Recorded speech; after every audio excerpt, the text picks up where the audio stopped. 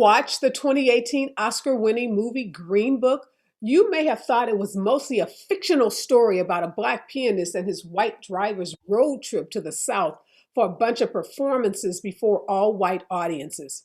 Well, the characters and the storyline may have been exaggerated for entertainment purposes, but the actual Green Book used to navigate the South, segregated hotels and restaurants, and the insidious racism that the travelers encountered were all true.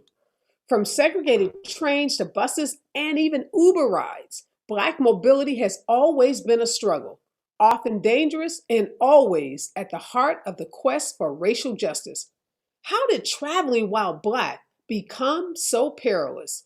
All coming up next. Live from Los Angeles, this is the Special Report with Areva Martin.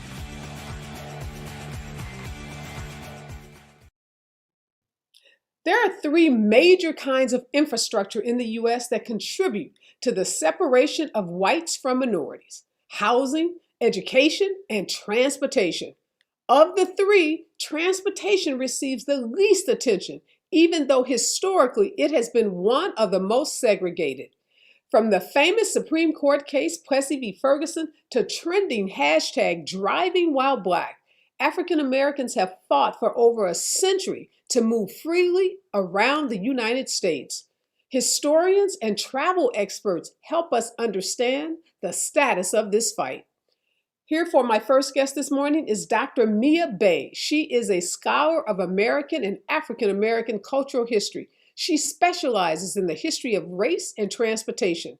She is a professor at UPenn and the author of multiple books, including Traveling Black: A Social History of Segregated Transportation.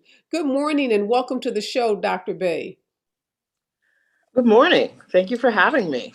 Absolutely. Dr. Bay, I want to start by just asking you, what can we learn from a better understanding of the history of segregated travel? I think we don't really fully understand the Black experience until we understand segregated travel, because African Americans have moved a lot. There was the Great Migration in the 20th century. There was people moving after slavery. Yet it's always been very difficult, and it's always been kind of a central political and social issue that African Americans had to grapple with, as well as something that they find personally dangerous, as we still see today with people encountering, things on the road. And help us just, kind of picture what the conditions were like, for travelers, Black travelers, after the Emancipation Proclamation, during the segregated Jim Crow laws. I've seen and heard these stories of segregated restaurants and segregated, buses. But just, take us back to the 30s and 40s when Blacks were really at risk when they got on the road. Well, back in the 30s and 40s, most Black people traveled by bus or by train, and they could expect to be put in the Jim Crow car or have to ride at the back of the bus. And the conditions in which they traveled were like objectively terrible. The Jim Crow cars were the oldest, most dangerous cars on the train. The back of the bus was extremely uncomfortable, and Blacks had to wait until whites boarded buses until they could get on the bus, so they couldn't necessarily get on the bus. Travel was always an area of conflict where Blacks could get in trouble if they didn't obey the segregation laws, which varied from place to place. So it was very challenging, and African Americans hoped that cars would make things easier. But then you began to have service stations where African Americans couldn't eat or use the restroom or sometimes even buy gas. You had the beginnings of hotels and motels that often didn't admit Black folks.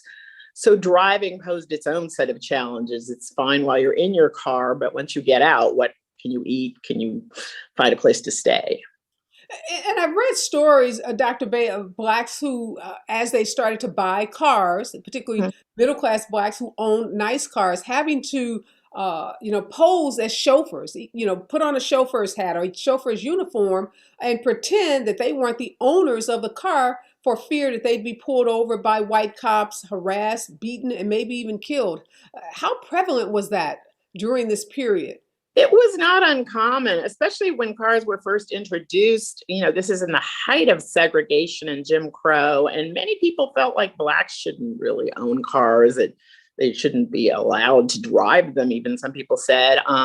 And there was always some concern in the South about whether if you owned a nice car, that might attract negative white attention. Some African Americans preferred Fords over more fancy makes for that reason. Or like you said, they would travel as a chauffeur and try to kind of pretend it's not their car. And even airplane travel, up until even in the 50s, I was reading stories about American Airlines instructing its personnel to mark reservations with these special codes to indicate, if a passenger was Black so that they would be segregated during flight. How long did that last in the airline industry? That lasted into the 50s. It's actually hard to tell when it stopped. A long time ago, I asked my mother about her first flight, and I thought she'd talk about it being scary or majestic or whatever. And she was like, it was the strangest thing. There was only one other Black person on the flight. And I was put next to him. And later I learned that was the ploy amongst the airlines. There were usually only a couple Black people on the flight. They would put them next to each other. And that was, there was a cease and desist order out of a Queens court in New York that was against American Airlines that encouraged airlines not to do it in 1951. I think it might have continued to some extent, though it was kind of informal. And we know that President Kennedy started to direct his Department of Justice in the 60s to use the Commerce Clause to fight the kind of discrimination that we saw in travel. And we saw the Civil Rights Act, obviously, of 1964, which prohibited discrimination, in all places of public accommodations. How did the Civil Rights Act of 1964 impact travel for African Americans during the 60s and 70s? It was the first remotely effective measure. African Americans had been struggling since the turn of the century to get the Interstate Commerce Commission to sort of honor the basic feature of the Constitution, which is if you buy a ticket in Chicago, you should be able to travel on the same terms in another state. With the Kennedy administration, got the Interstate Commerce Commission to issue effective rulings. It had them backed up by the Justice Department, the FBI, the sort of formal segregation in which there were Jim Crows, like white only and Black only signs disappeared. They pursued litigation against restaurants that wouldn't serve Black customers. So that kind of formal segregation fell away in ways that I think were really important and kind of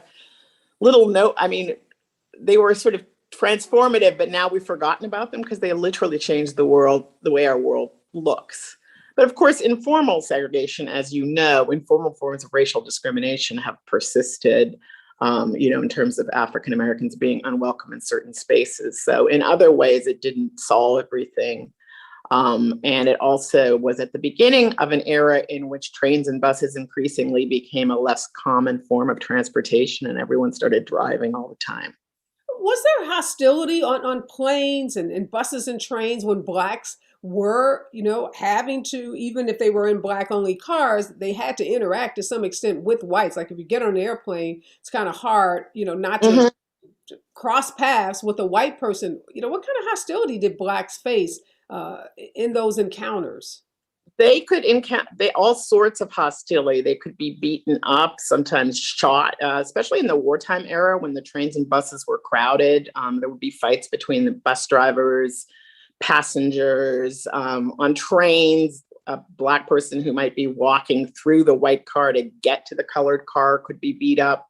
In the early days of segregation, there were cases where people were literally picked up and thrown off the train. So that was one of the many dangers of traveling Black. And I want to fast forward to a Stanford policing project survey done just a couple of years ago where they looked at 60 million traffic stops.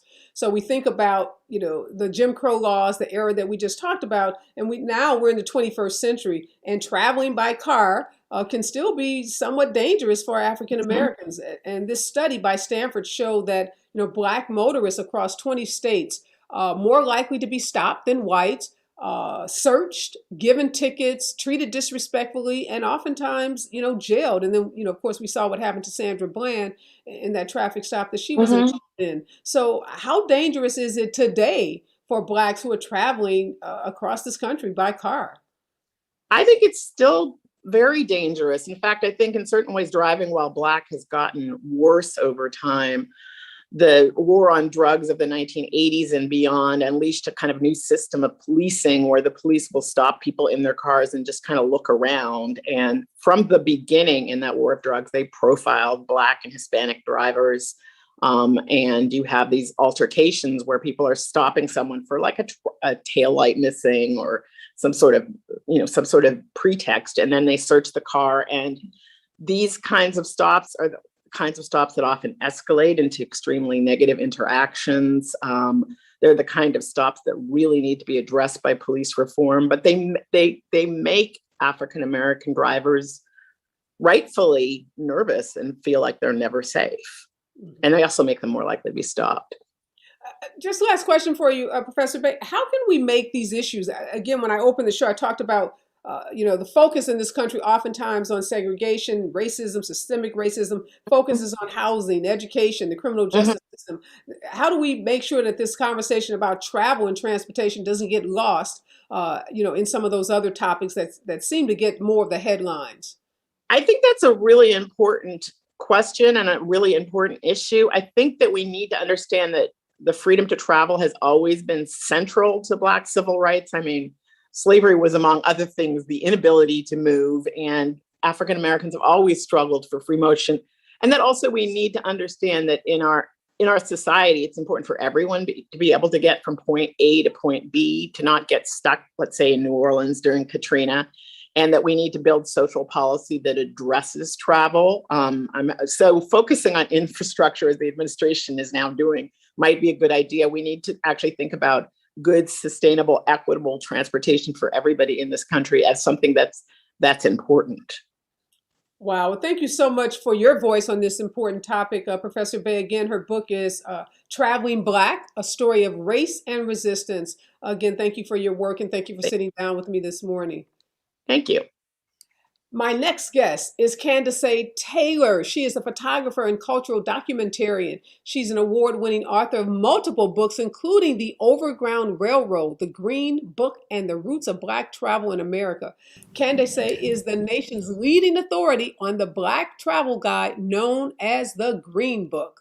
Welcome, Candacy, and thank you so much for joining me this morning. I am super excited to sit down with you and just talk all things Green Book, because you are the nation's leading expert on, this AAA for Black folks, I'll call it. First, I want to start with the movie, 2018 Oscar-winning movie, Green Book. Help us understand how accurate or not accurate the portrayal in the movie of, famed pianist Dr. Don Shirley and his white bodyguard, Tony Lip, traveling to the South so that Dr. Shirley can give these concerts primarily before all white audiences. How much of that was exaggerated and fictionalized for, commercial consumption? Well, first, I want to say, Areva, thank you so much for having me, and I'm honored to be here with you to talk about this, because really, the funny thing that happened, I started working on researching the Green Book in 2013. So this was many years before the movie. And really, the reality of, to me, the movie was just, first of all, it was mistitled because it really didn't have anything to do with the Green Book. It was only mentioned 3 times. And after the initial screening of the film, the number one question everybody had was, what was the Green Book? And so Universal Studios actually came to me and interviewed me, and I guess I'm on the DVD extras, explaining what the Green Book is, because it was such a oversight, we'll say it kindly on their part, to use the brand of Green Book but not really explore it. And I think it was unfortunate, because when you see Dr. Shirley, for instance, go into that, when he's in Birmingham, Alabama in the 60s, and he's in this downtrodden place and he's very uncomfortable. It's that hotel because he couldn't stay in the White Hotel. That scene in particular was so heartbreaking to me, because there were so many great options that would be totally suitable for Dr. Shirley. He would have stayed at the A.G. Gaston in 1963 or 62 in Birmingham, Alabama, where Dr. King stayed, and all of these luminaries and all of these great Black leaders and also just regular Black folks stayed. And there were options, but again, for the film to misrepresent what was quote unquote left over for us, to me was heartbreaking, because in that way I do think it really misrepresented the guide and how varied and widespread these sites were. I mean, that Waldorf Astoria was in the Green Book. There were fancy white-owned places. There were top-of-the-line black-owned establishments. So it was unfortunate, honestly, that. That's why it's so important to talk to experts, because, what's put out for commercial consumption, people, we just assume that what we're being told, and the movie said it's based on, closely based on a true story. So I'm so glad you're setting the record straight about, what the movie did and what it didn't do. And you're so right. So many people have heard references about the Green Book, but really don't have a good understanding of what it is. So I'm going to just take you back to the beginning and just give us, Green Book one-on-one. For anyone that's heard the reference or have a vague understanding of it, help us really understand what the Green Book was and how significant it was to Black folks in the 40s, 50s, and 60s. Yes, the Green Book was a travel guide. It was published for Black people during the Jim Crow era. So the first publication was 1936, and it was published through 1967. So it spanned 3 decades. The Green Book wasn't the only one. There were nearly a dozen other Black travel guides. But the Green Book was the most special, and it had the most longevity, and it reached by 1964, it was reaching nearly 2 million people. So there were all of these reasons for that, and we can go into that later if you want, but it was really an incredibly powerful tool that kept Black people safe on the road, because of course at that time, most white-owned establishments would not allow Black people to frequent them. And what made the Green Book special as well, people called it a AAA for Black folks, but it was really even so much more, because it was more than just food and lodging. There were beauty shops and haberdashers and funeral homes and all kinds of, there were liquor stores, there were all kinds of places, and it really did speak to just how many places in society at the time Black people were shut out of. If you needed a bank or anything like that on the road, you could consult the Green Book, and in many cases, these were life-saving nuggets of information. So it was a really critical tool that many, many, many Black people used generations during a time when there were sundown towns throughout the country. It was dangerous to travel without a guide. Victor Hugo Green, a postal worker from Harlem, creates this book that becomes, kind of bigger than life in the Black community. Just briefly, who was Victor and why did he, what was the impetus for him to actually create the Green Book? I love talking about Victor Green, because I think he should be I'm trying to get him on a U.S. stamp, because I think he's just one of our great entrepreneurs and overlooked geniuses of our time. He, as you said, he was a postal worker from Harlem. He had a 7th grade education, and he managed to basically build something as powerful as, I think he's like the Steve Jobs of, I really do, because, I'm sure when Steve Jobs put a camera in the phone, he didn't think it was going to be a civil rights tool that could change history, right? And in the same way, I think Victor Green, he was solving his own problem. He was living in Harlem in the 30s. The Harlem Race Riot happened in 1935. And so many places in Harlem on 125th Street, I live in Harlem now, and most people assume after the 20s it was this mecca for Black culture, and it was in many ways, but it was still segregated.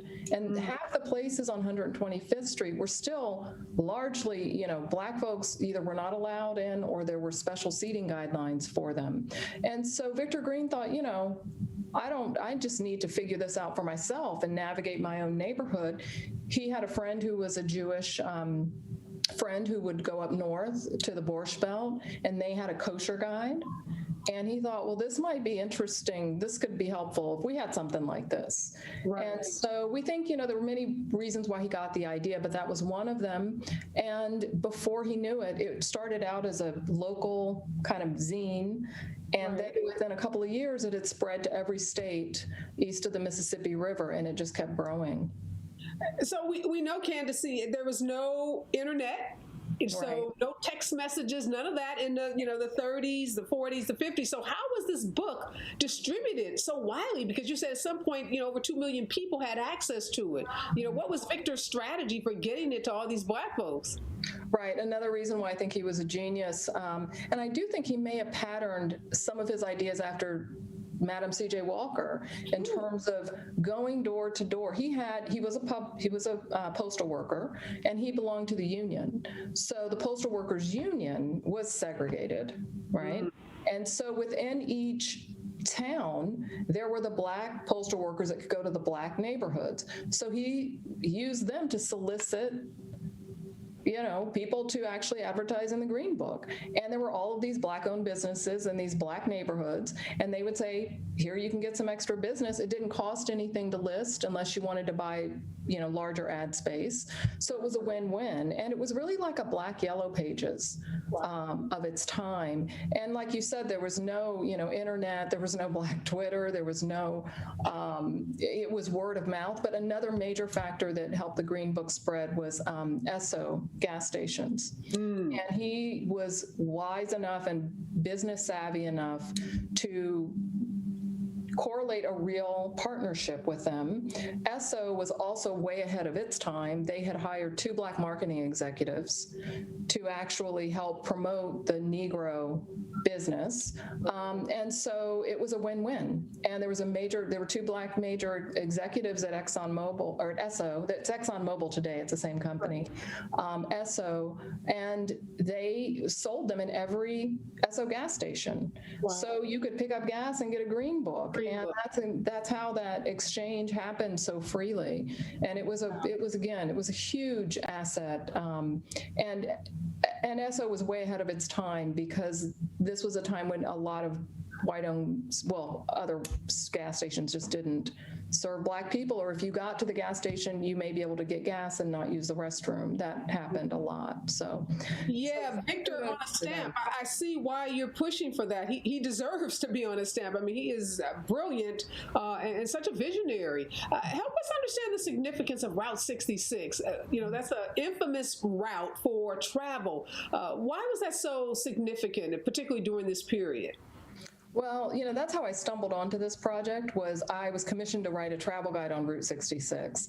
And I was kicking myself as I started, because I thought, well, 90% of all the books have been written on this route were white males. And I thought, well, when I learned that half of the counties on Route 66 were sundown towns, and sundown towns were all white communities, and they were all white on purpose, and they were largely pervasive throughout the western and midwestern United States. So this wasn't a southern issue.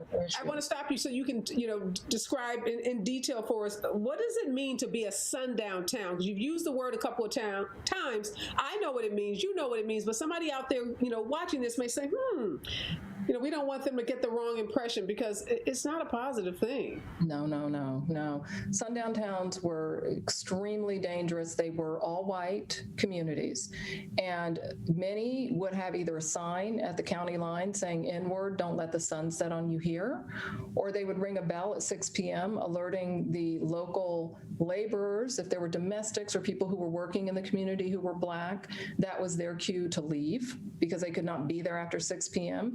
And so again, with no Black Twitter, no internet, how would you know? There was never a list of sundown towns that I could find. And recently, for people who want to learn more about that, James Lowen wrote a book called Sundown Towns. And so I recommend reading that, because it really dives into this history, and you can see there were hundreds of sundown towns throughout Illinois and Missouri, which were both Route 66 states, but there were only a handful in, say, Mississippi. So most people assume, they demonize the South, saying, oh, it was so much harder and more, the racism was just so terrible because of the Jim Crow signs. But imagine navigating a part of the country where you wouldn't really you may or may not see that sign on the way into town saying "N-word, don't let the sun set on you here," and anything and everything could happen to you. So again, when I learned that half the counties on Route 66 were sundown towns, my first question was, well, what did Black people do and how did they drive Route 66? Because it's presented, as you said, it's this, jump in your Airstream trailer and get your kicks on Route 66. And it was this celebratory, oh my gosh, we just, are having so much fun on this road. And I thought, this is a minefield. Yeah, I think James estimates that there are like 10,000, little towns along that route. And you're right. Route 66 has been promoted as like the ultimate American road trip. You get on this route and you get to see, all of America. And yeah, that part about these sundown towns is routinely left out of that narrative.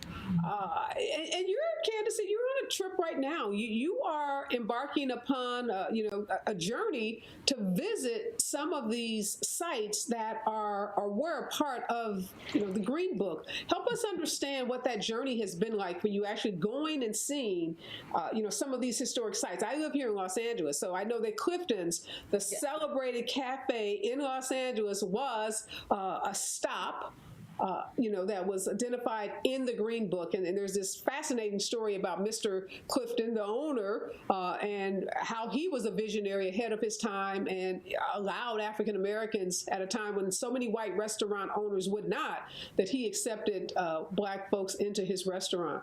That's right. No, and Clifton's was the very terminus, the original terminus point for Route 66. So Clifton's I lived in LA too for many years, and I lived there when it hadn't been restored yet. So I was crossing my fingers that they underwent like a $9 million renovation. So, preservation's a big part of this story too, is preserving those sites and bringing them back. And most people didn't even know it was in the Green Book until I was doing this work and saying, hey, there's more reason that we have to celebrate and honor these places. But, I've been on the road I've driven about 60,000 miles documenting Green Book sites so far. Again, the book Overground Railroad was published in 2020. So I had done the bulk of the research, the field research that I could get to then. But because this is so new to us in terms of discovering the Green Books, I did a fellowship at the Schomburg Center. And for folks who want to learn, who just want to kind of page through Green Books, they've digitized 24 editions. So if you Google Green Book NYPL, New York Public Library, they'll all come up. And so when I first started this project, Wikipedia said there were 1,500 Green Book sites, but I've cataloged over 10,000 of them. And it's taken many years to do that. And it's funny because a lot of Green Book sites you'll see that some of them, about 25% don't even have addresses. Wow. So this is the second deeper layer of research that I'm doing. I couldn't get to that in time for the book. So this trip is really getting to those. There were a lot of HBCUs and there were National Park Service, had many locations in the Green Book. So I'm tackling that deeper layer. And I've been on the road for about a month now. I'll be on the road probably through at least the end of September. I don't even know when I'm going to get back to New York. Are you going to make it to New Orleans? There's that famous location, I think it's Dookie Chase, where Obama went. There are these photographs of Obama in that restaurant, and that's a restaurant we know. There are photographs of Dr. Martin Luther King eating there. Leah Chase was a legend in her own time. Tell us about some of your favorite locations. That's some of those photographs that I've seen of that restaurant, and also the historic Hampton House, that Jewish-owned hotel in Miami, where young Cassius Clay met Malcolm X, and that whole Night in Miami story, where Cassius Clay allegedly changed his name to Muhammad Ali. So these are places that are bigger than life when you think about Black history. Mm-hmm. And the fact that we almost lost them. That's the thing that, just incredibly so important. I have a grant with the National Park Service to rewrite the context on how we can preserve these sites, because even those who want to save these sites, it's still a laborious process. But you're right. I'm excited that New Orleans is definitely a really wonderful site for the Green Book. I had the privilege and honor of interviewing Leah Chase twice, and I interviewed her a few months before she passed, and I think I cried 3 times during that interview. She's just such a powerful woman, and those interviews are actually at the Library of Congress, so they are, you can Google them and watch a video of Leah and me talking. But I think there's also the Dewdrop in New Orleans, which is undergoing a major transformation now. It has a new owner, and we're going to try and bring that back to life. So we're in early talks of possibly doing a television series, actually showing the rebirth of this Green Book site, the Dewdrop, because it was legendary too.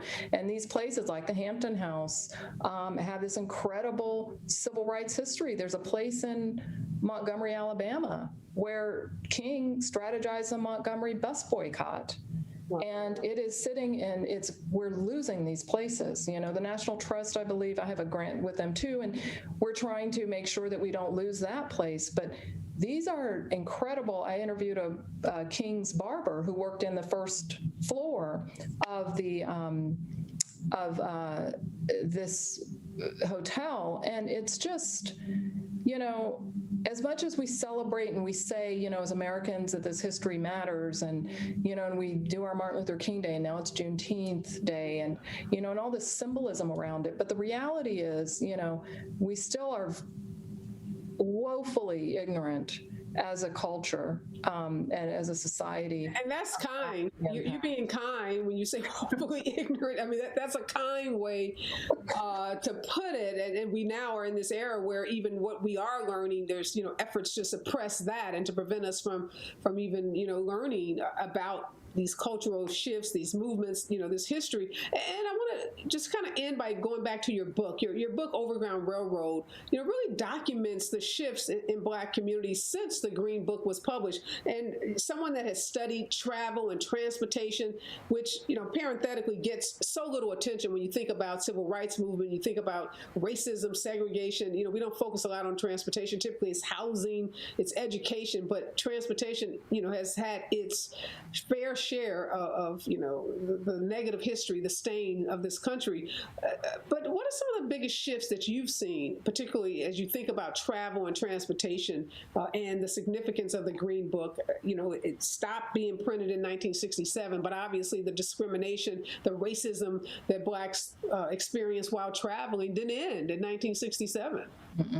No, and, you know, it's been fascinating because when I first sold the book, and I had the book contract, and I did a fellowship at Harvard. I left Harvard, and I was supposed to spend some time on the road documenting sites and go write the book. And because I went to these communities where these Green Book sites were clustered, they were traditional Black communities, and I saw the state of poverty and destitution. I mean, it just was heartbreaking.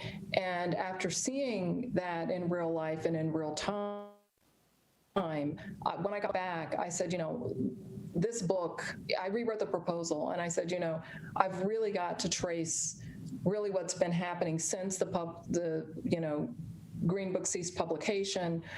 There were all of these policies that have been put into place since then that Dr. King and Victor Green would just be shocked at what we've been able to accomplish in terms of, you know, mass incarceration, in terms of so many, whether it's, you know, urban renewal. The effects of that started towards the end of the Green Book's publication, but I would see where I'd go to a place where there were once 20 Black-owned businesses, and it's just been replaced with a freeway, you know? And so I think it became a different book. It became a much harder book to write.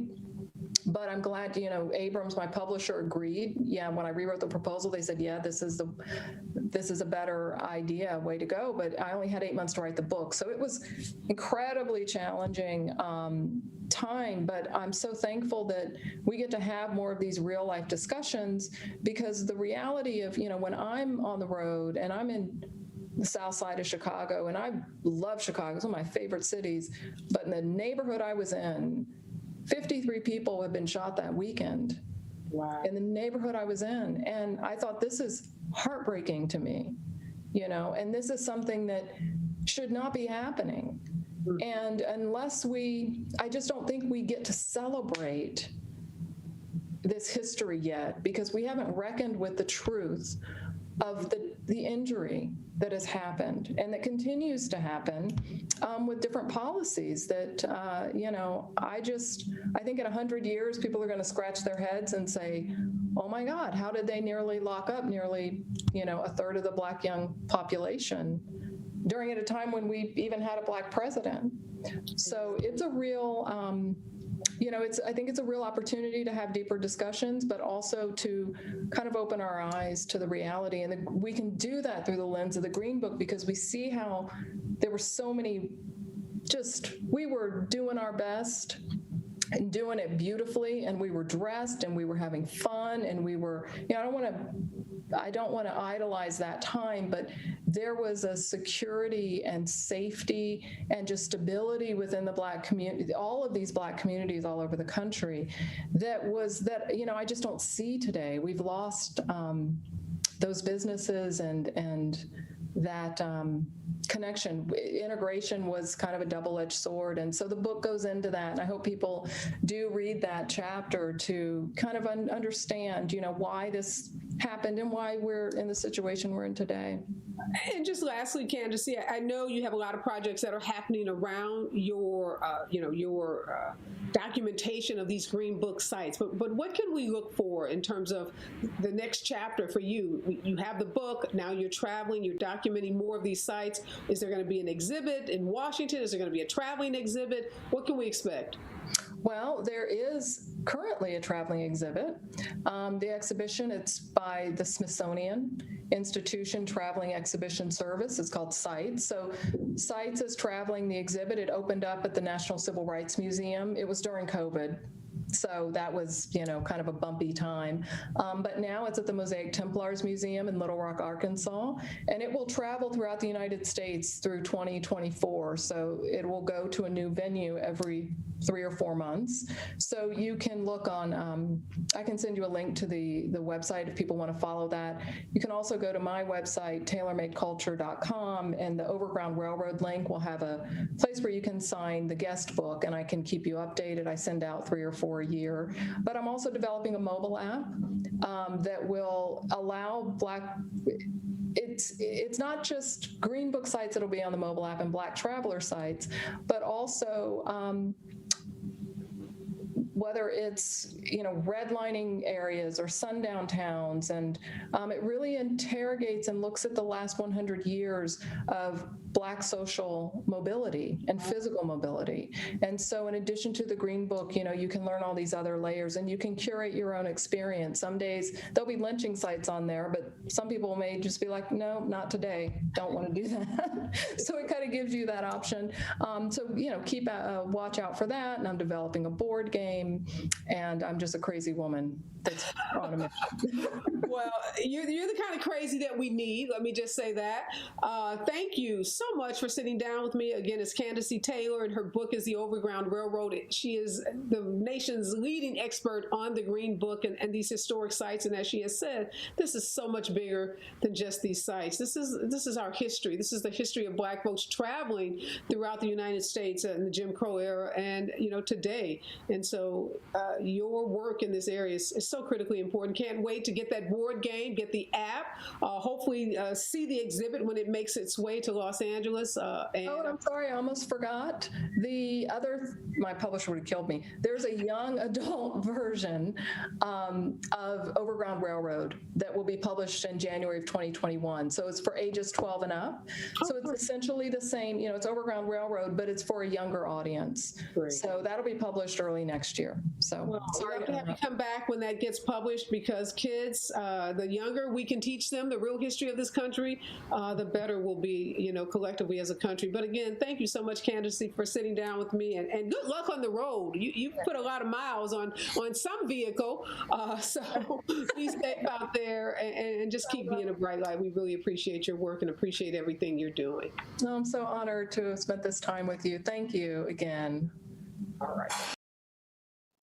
All right, my next guest is Martinique Lewis. She is an award-winning diversity and travel consultant, creative lead for Nomadness Travel Tribe, and the president of the Black Travel Alliance. She is also the creator of the ABC Travel Green Book. Good morning and welcome, Martinique. Hi, thank you so much for having me. Wow, so Martinique, you heard me just talk with Candacy Taylor about the Green Book that was the Bible for Black travelers in the 30s, 40s, 50s, and 60s. But you are creating, or you have created your own version of a travel Green Book. Tell us what was your impetus and how is your book similar and perhaps different from the Green Book that was so prominent during that era?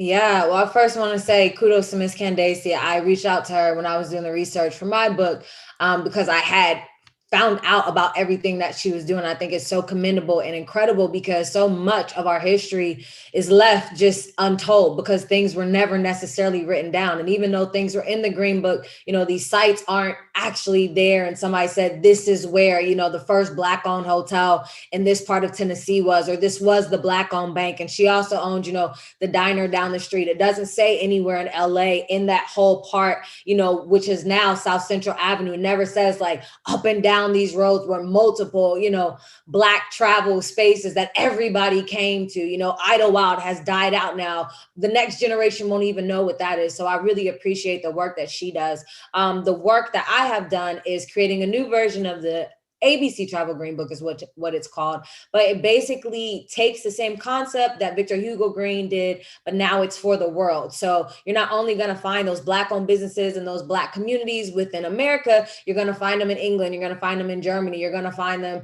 in Brazil, you're going to find them in Colombia, you're going to find them in Belize. So instead of just doing the United States, I did it on six out of seven continents because nobody lives in Antarctica, but just in general to make sure that we as Black travelers, now that the Black travel movement has grown so much, can know where we can identify ourselves at and put our money back into those businesses to keep the Black travel dollars circulating. Yeah, I want to bring a conversation. One of your friends, Evita Robinson, she's the founder of an online community for travelers called NomadnessTV.com. Good morning and welcome, Evita. Hi, how are you? Good. So you and Martinique are like the faces of the new, Black travel community. Help us understand, how this community started. Yeah, so Nomadness started 10 years ago, actually in September of this year. And it's been an amazing ride to be able to see everything come together. We started with 100 people and have now surpassed over 26,000 members from around the world. We are about 78% Black women, but these women live all over the planet. And so for us, our community looks like everything from meetup activations around the world with one of our many ambassadors, all the way to Audacity Festival, which is our festival activation for travelers of color and our allies that we spearheaded in 2018 in Oakland, where I met Marty and snatched her up to come on the team because of her passion and her work ethic. And then we moved it to Memphis in 2019. Obviously, with COVID, we were supposed to have it in New York last year, but we did a very innovative and very innovative pivot into digital for Audacity Digi. And it was very interactive, a very curated online experience in which we were able to bring hundreds of members, on average 500 people from an average of 20 different countries, every 3 months together online during COVID. So we were able to still provide value for our community on one end, and then our partners and sponsorships on the other end to still keep the conversation going and be able to put their destinations and brands in the spotlight at a time where most people couldn't even leave their house. So, well, congratulations for that pivot and being able to figure out how to make something work in this crazy, COVID lockdowns and quarantines that we've been in. I do want to ask you, Martinique. So we've been talking earlier in the show about the perils of Black travel, the history of segregated travel from the Jim Crow era.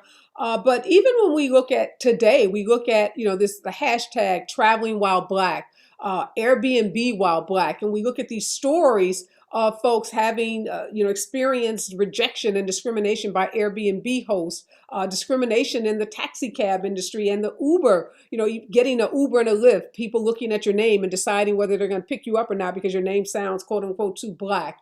What are your, the Black travelers, the thousands that you are in communications with, what are they telling you about travel today, in America as an African American?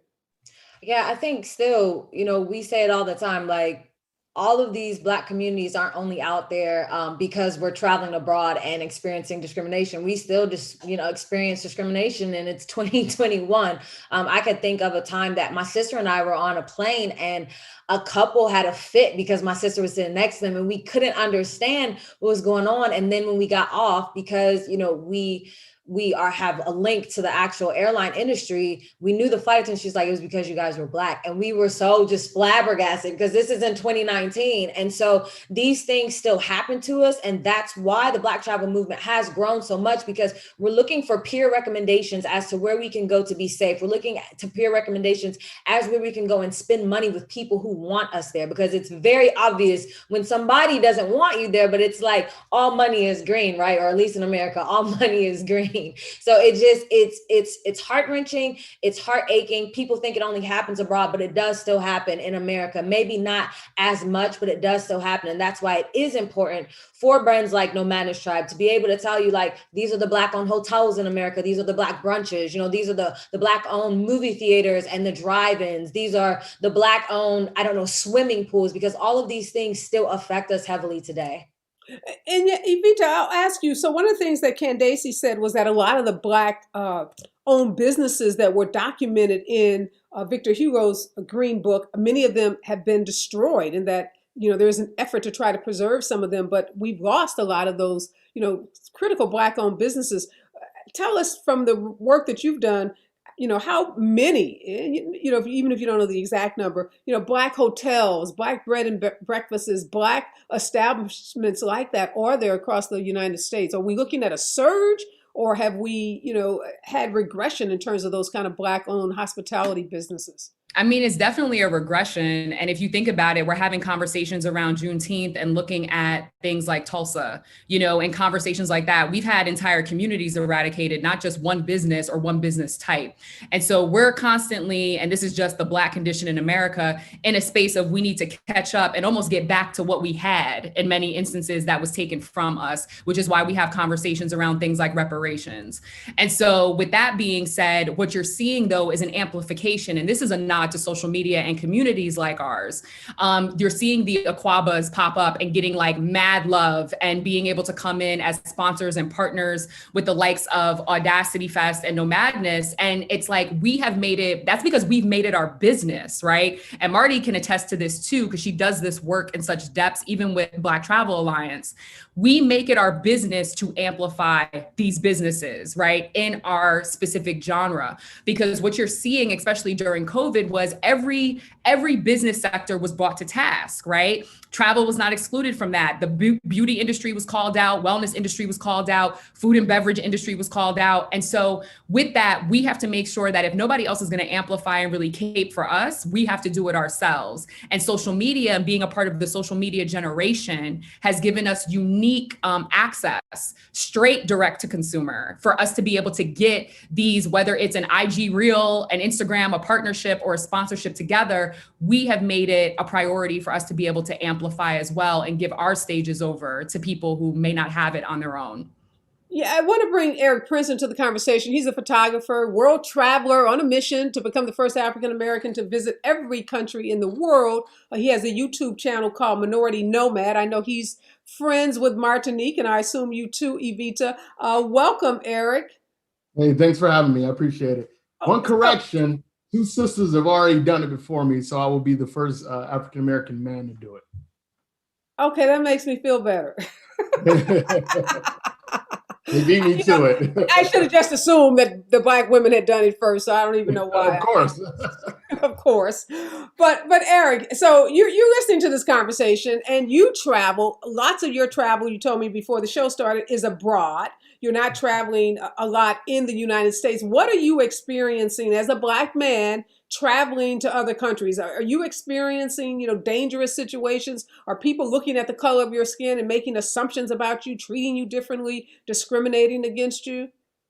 This question frustrates me a little bit. And when I saw the title of the video or this conversation we're having, it kind of threw me off, because I'm like, I don't know what to add to this, because my perspective is vastly different than a lot of Black travelers I've met before. because a large percentage, 95, 96% of the racism I've experienced, the overt, clear racism, has been in the United States. So there's been very few instances. I've been in 95 countries now. I've been traveling for almost 20 years.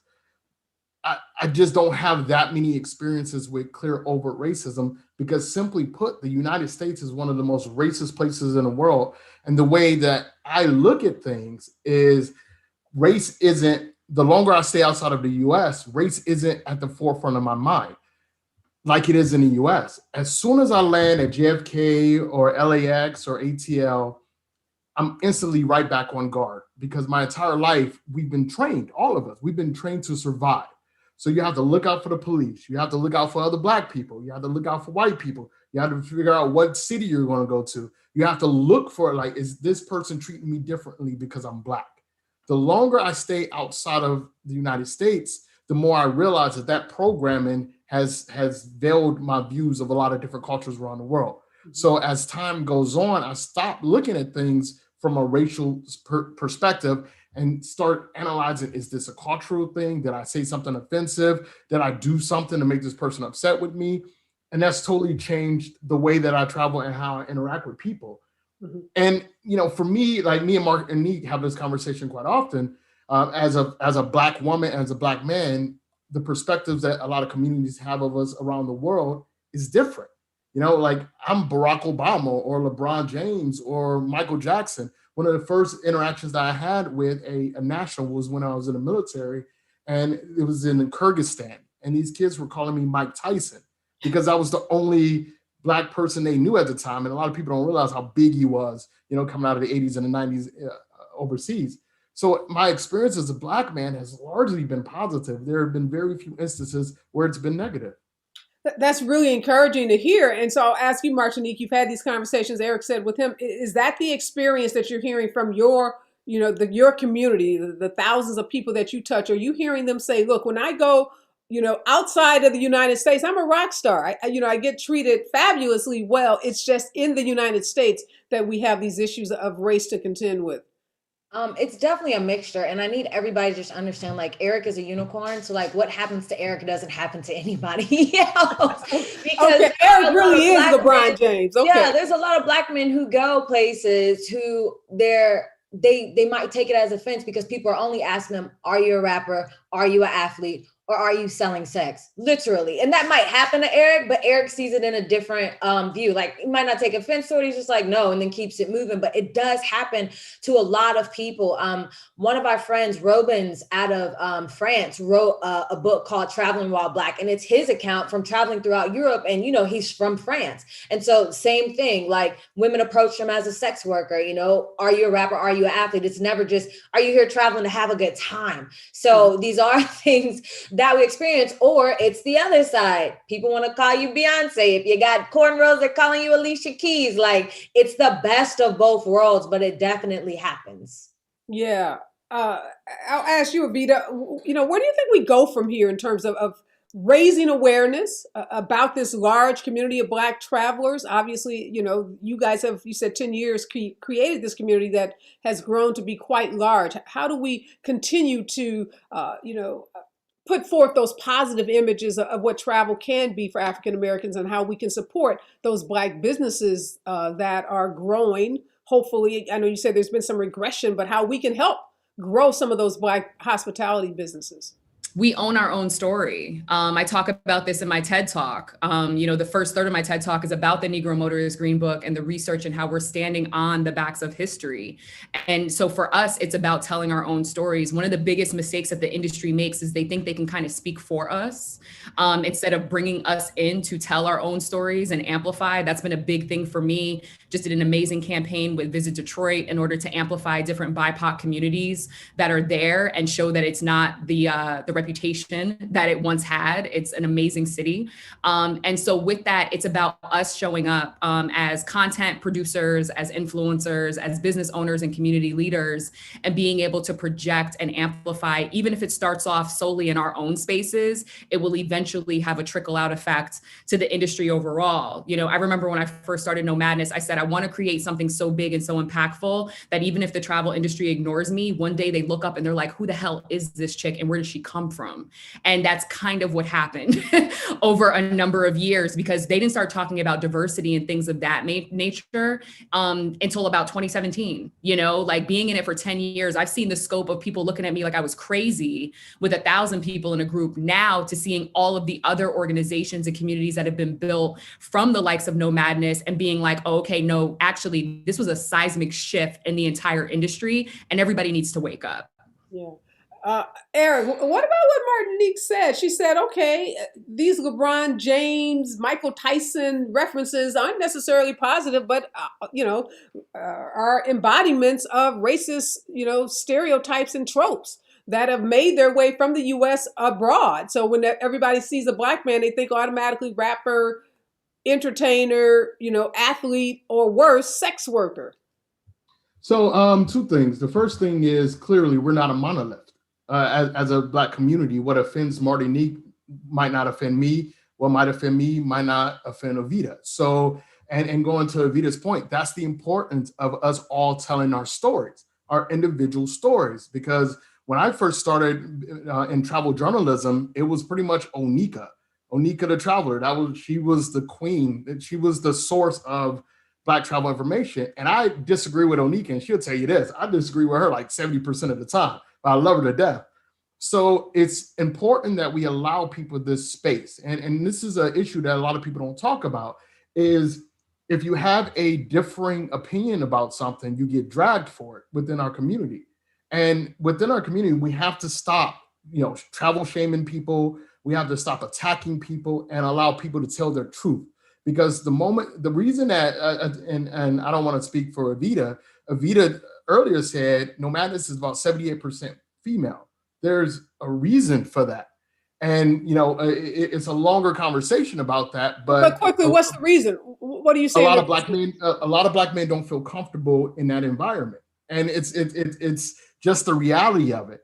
I've said this for years. My biggest supporters have been Black women, and my biggest detractors have also been Black women. But hold on a second, Erick. Black men don't feel comfortable in what environment? In that environment of Facebook groups, Twitter groups. The reason, and if you look at the Black travel movement, it's largely led by women. Black women lead the Black travel group, and but here in Thailand, for example, there are plenty of Black men traveling. I get messages every day from dozens of guys asking for this information. We just travel differently. We think differently. We speak differently. And a lot of things that we say and do, it just comes across differently. So going back to the original point I was making is that we have to allow space for people to tell their different stories without feeling like they're going to be attacked, firstly. Secondly, a lot of times these stereotypes come from a place of unfortunate truth, and people don't want to acknowledge that. In Bangkok, a lot of Black women get approached for prostitution because prostitution is relatively open here, and there are a lot of African sisters who are prostitutes here. A good number of them, especially in a certain area of the city. If you go to Turkey and you see a tall Black man, it's likely he's a basketball player. That's the truth. Now, we also have to realize that this migration of this international movement of Black travel, it's new. This is new. So a lot of these places, you're the first Black person people are meeting. Mm-hmm. In the last 10, 15 years, I get that constantly. You're the first Black American I've met. Not to mention being a Black American, you have to realize you're also dealing with the stereotypes that come from Africa as well. So it's this huge conversation and has to be had. And for me, I believe in the goodness of humans. I err on the side of humanity being kind and generous and curious, as opposed to being vindictive, evil, and racist, which is what we've been taught in a lot of ways, by our family to help us survive, as well as the actions of those individuals in the United States. Yeah, Erick, it's not that we've been taught it; it's just the reality of 400 years of staying survival and survival. We're clear about that. I think we're in agreement about that. I'm running out of time, but I will give you the last question, Martinique, because I gotta ask, what are Black women doing to Black men in the travel community? Because we want them to feel included, right? We want this to be a big open community where everybody feels welcome. So what is Erick talking about? Listen, I love Erick. Everybody loves Erick. So I don't know what Erick is talking about, but it is an interesting narrative that he's saying. And, you know, I think as women, we find community more, especially as travelers, because a lot of us are solo traveling. So it's easier for us to find a community of other females to go or other Black people. And yes, most of the time it is women, but I don't think it's necessarily, you know, men are staying away from that. Maybe that's Erick's story, but that is not every Black man's story. And I appreciate Erick's story, but that is not every Black man's story. When there are Black men in these groups, we find all types of ways to lift them up. We find all types of ways to help them connect with other Black men, and they are far and few in between. That does not mean that Black men aren't traveling. So I just think that what they see as a sense of community is very different from what women see. Can I jump in on this as the community? Go ahead, Evita. I'll give you the last word. I mean, out of everybody on the panel, I run community. So I deal with this the most probably out of everybody on the panel. I don't want to dismiss what Erick said though, because this is a conversation that has popped up in No Madness at least every 6 months since we've been conceived, right? This is a conversation. So many people, even with our group trips, why are there not more men? And I want to actually back him up in that, because we have had men who are active parts of our community say, listen, we travel for different reasons in different ways. And when it comes to social media, we flex and maneuver differently than women do. This community space and us sharing in that way is not really how we operate. And a lot of times when we go out with the fellas, it may be a group of them and there are certain, you know, they have certain things that they want to accomplish when they go on trips that are different from us. Also, where they are in their life, they approach it differently. Society has put this pressure on men. You have to make a certain amount of money, be in a certain place. And so where travel may be a priority for women who, before they get married, before they have babies, we want to go out into the world, especially millennial demographic. For men, priorities may also be shifted. And so I want to back up what Erick said, because I have heard that, and we have had this conversation a number of times over again in our larger No Madness community with our male members. You can always count on the Black women to lift up the Black men, Erick. All right, guys, I got to leave it there. Thank you so much. Really interesting conversation. Got to have you all back, because now I'm like intrigued. I want to go on a trip. I want to join a travel group, and I want to meet Erick in Bangkok to have somebody ask me if I'm Beyonce. So everybody's welcome here with me. All right, guys. Thanks so much for joining me. Thanks for your insights today. Thank you. Wow, we started off talking about Jim Crow era, and we ended up talking about Black travels. I just love my guests this morning. I want to thank all of them for joining me on this really interesting conversation about traveling while Black. Thanks to all of you. Thanks for your comments and your questions. I'm going to get to them. I promise you, I always do. Just before I get out some words to live by. Out of sight, out of mind, but not out of existence. Sundown towns, you heard my two earlier guests talk about them, are sadly not just a thing of the past. As long as Black people have stories of being in the wrong place at the wrong time, and as long as white people terrorize Black people who move into all white neighborhoods or create laws to restrict them from living there in the first place, sundown towns will always be a part of the fabric of American culture. You need only look to the horrific case of Ahmaud Arbery, who was hunted down and killed by white men while jogging in Brunswick, Georgia, simply because he was running while Black in an all-white community. In short, as long as Blacks are seen as a threat when we move around, and some white people remain hell-bent to maintain their homogeneous towns by any means necessary, traveling while Black will always be dangerous. Now, it doesn't have to be this way, but oh yeah, this is America. I'm out, y'all. Be safe out there. And remember, we're all in this together.